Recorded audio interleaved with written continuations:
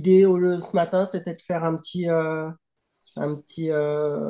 point d'étape avec notamment un plateau sportif pas loin d'être exceptionnel cette année. Oui, je pense qu'en ce qui nous concerne, on peut l'appeler exceptionnel. Exactement. Parce que sur le total des 18 équipes qui ont définitivement confirmé leur participation, on a quand même 7 équipes, voire 2 tours. Donc, très très beau plateau et parmi les meilleurs. On a la FDJ, bon, on a Human Power Earth des États-Unis, UV Aluya Jaico de l'Australie, le team Picnic Post NL, une équipe hollandaise, le team SD Works, aussi hollandaise, le team Visma, bien sûr, avec Pauline, et l'UAE team avec Maïva Skibank. En pro série, on a Arkea, on a Laboral Kucha, Saint-Michel Aubert et Winspace Orange Seal Pro. Et en continental, nous avons Insurance Soudel, B-Pink, La Canyon, Elecat, Hansling Alba Développement Lotto, Ladies, et l'équipe de l'UCI Continental Women's. Voilà. Les 18 équipes que l'on aura au départ de mardi prochain à l'Audin. Donc un tour cette année assez difficile par sa configuration, notamment en dénivelé, mais une configuration voulue en prévision de la préparation des championnats du monde pour toutes ces concurrentes qui participeront à notre épreuve, puisque les championnats du monde en Afrique auront lieu 15 jours plus tard et ils sont réputés assez difficiles, même les plus difficiles de l'histoire du cyclisme féminin. Donc c'est volontairement que nous avons augmenté les difficultés pour une préparation physique et physiologique au top en ce qui concerne ces coureuses qui seront là. Et les équipes l'ont bien compris, puisque dès le début de l'année, beaucoup s'étaient portés candidates avant que nous lancions les invitations. Voilà. Et bien sûr, nous avons eu la bonne surprise, en l'attendant un peu quand même, d'avoir Pauline Ferrand-Prévot parmi les participantes, mais également peut-être Marianne Voss, qui était dans les remplaçantes, mais il n'est pas dit qu'elle ne participe pas également. On a aussi euh, la championne du monde, Lotto Kopecky. On a aussi l'ancienne championne du monde, Van Vleuten. On a aussi la française Maëva Skibank, euh, qui a quand même gagné 2 étapes du Tour de France cette année, il ne faut pas l'oublier, et qui était la vainqueur en 2024 de notre contre-la-montre entre Goudargue et Méjeanne sur notre tour donc 2024. Voilà un beau plateau qui s'annonce. Est-ce qu'on peut parler des étapes peut-être? Regarder un petit peu toutes ces étapes une par une, peut-être avoir un mot de votre part Alors, sur les 6 étapes de ce TCFIA 2025? alors on commence à l'Audin, dans le Gard, puisque le tour il est sur 5 départements, l'Ardèche, la Drôme, le Gard, la Lozère et le Vaucluse. Donc on attaque à l'Audin, un circuit de 30 km à faire 4 fois, avec une petite difficulté au passage dans l'Audin pour les roches. Ensuite, c'est la dernière partie finale qui sera très difficile, puisque les 3 derniers kilomètres emprunteront le mur de l'Audin, ce fameux mur à plus de 15 ou 16%. Ensuite, pour finir dans les bois au-dessus de l'Audin, au Camp César, et là encore une montée d'environ 1,5 km à plus de 12%. Donc, pas besoin de photo finish ce jour-là, mais un beau classement général établi dès le premier jour sans de gros écarts. Voilà. Ensuite, le lendemain, on s'en va dans la Drôme, Saint-Robert-d'Albon, pour une étape, moi je pense, une des plus difficiles du tour, Mhm. parce que sa seconde partie, dans la Drôme des collines, pour ceux qui connaissent la topographie de ces lieux, c'est un toboggan incessant avec des pourcentages assez importants. Donc une étape d'environ 125 km qui passera par Anneyron, bien entendu, Haute-Rive, pour aller sur Saint-Donat-sur-Herbasse, aller faire un petit tour dans la Drôme des collines vers Ratières, Saint-Andéol, etc., pour revenir sur Saint-Donat-sur-Herbasse avec une arrivée finale sur le cours Félix Gilbert vers les 17 heures. Donc une belle étape ensuite qui bouleversera peut-être le classement établi la veille.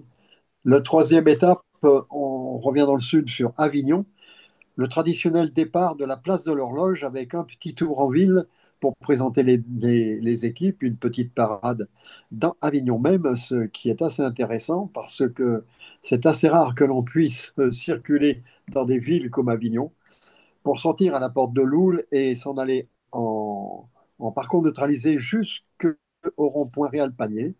Et là, à partir du rond-point Réal Panier, départ réel en direction des communes de la communauté de communes Sorgues du Comtat, Mhm. c'est-à-dire Bédaride, Monteux, Sorgues, pour revenir sur Pernes-les-Fontaines. Et là, à ce moment-là, Pernes-les-Fontaines, après un premier rush, on va faire la deuxième partie de l'étape qui est dans l'école, le col de Murs au sud de Vénasque, le col de la Ligne pour redescendre au col de Hunan qui est juste avant Malmort du Comtat et terminer donc sur la place Frédéric Mistral à Pernes-les-Fontaines. Au passage, on en profite pour faire un hommage à notre ami Gérard Missler, le créateur de l'Ardéchoise, décédé en janvier 2024 avant le sommet du col de la Ligne.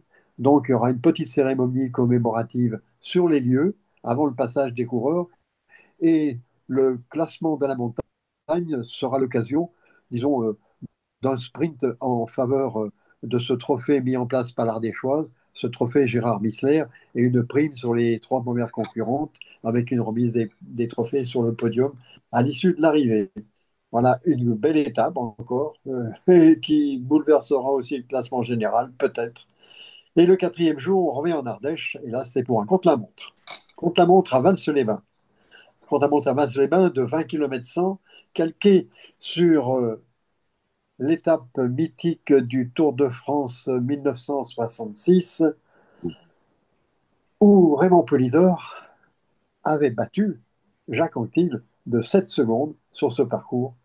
Un parcours qu'il avait effectué en 28 minutes 26 secondes, ce qui nous donne une petite référence pour lancer, pour lancer ce défi aux filles avec, disons, les filles à l'assaut du temps de Poulidor. Elles s'en rapprocheront. Les paris sont presque lancés.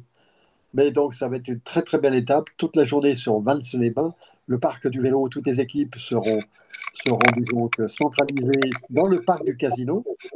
Et puis, petit à petit, elles s'élanceront de la route de Saint-Andéol-de-Vals pour faire le col de Vals sur la première partie de 2 km 500, pour faire un plateau ensuite avec un petit toboggan, montée, descente, mais pas très prononcée, faire une descente assez rapide sur Ussel, pont d'Ussel, et pour revenir par les bords de l'Ardèche sur Vals-les-Bains et terminé juste après la station des Thermes, dans la partie commerçante vers le kiosque de l'avenue Paul Rivert. Le cinquième jour, on va en Lozère. Et là, en Lozère, on a une étape aussi assez vertigineuse par le profil et par le dénivelé, puisque on fera 126 km et 3150 mètres de dénivelé, avec au menu pas moins de 7 GPM, 7 GPM pour terminer, bien entendu, au Mont-Lozère, avec le souvenir de cette vainqueur de l'an passé, notre Afghan Hashimi, qui avait, pour la première année, inscrit une épreuve UCI à son palmarès, et elle s'était révélée comme une très belle championne, puisqu'elle a été par la suite incorporée dans l'équipe Ceratizit. Voilà. Objet aussi de reportage sur sa 2 de dimanche dernier, qui a permis aussi de pouvoir parler un petit peu du TCFIA.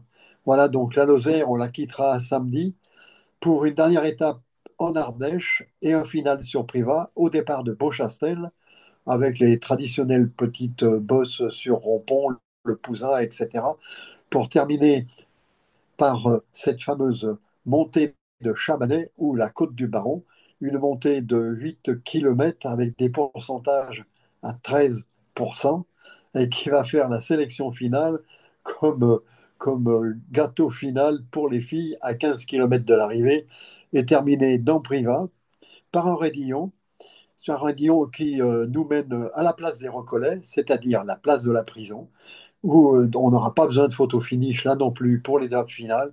Et nous y verrons certainement une belle vainqueur d'étape et certainement qui sera la vainqueur, je pense, de ce Tour de l'Ardèche 2025. Mm. Je ne pense pas qu'il y ait d'étape reine. Mm. On a une étape particulière, bien sûr, pas par quelle étape des choses, mais parce que c'est un contre-la-montre. Et les contre-la-montre, c'est toujours assez particulier. Et en plus, ça tombe bien parce que je sais que Pauline Ferrand-Prévot, qui souhaite gagner le Tour de France 2026, fera tout pour sa préparation. Et comme elle a quelques faiblesses en ce qui concerne les contre-la-montre auxquelles elle n'a jamais participé, elle profitera justement de cette étape du 12 septembre à Vasse-les-Bains pour se tester et voir ses points faibles à travailler jusqu'au Tour de France 2026. C'est une sacrée ambassadrice pour l'édition du Tour de l'Ardèche, mais c'est une sacrée ambassadrice pour le sport cycliste en général, pour le sport féminin. Ce qu'elle nous a fait au Tour de France 2025 l'a propulsée au rang d'icône nationale, ce qu'elle mérite très bien.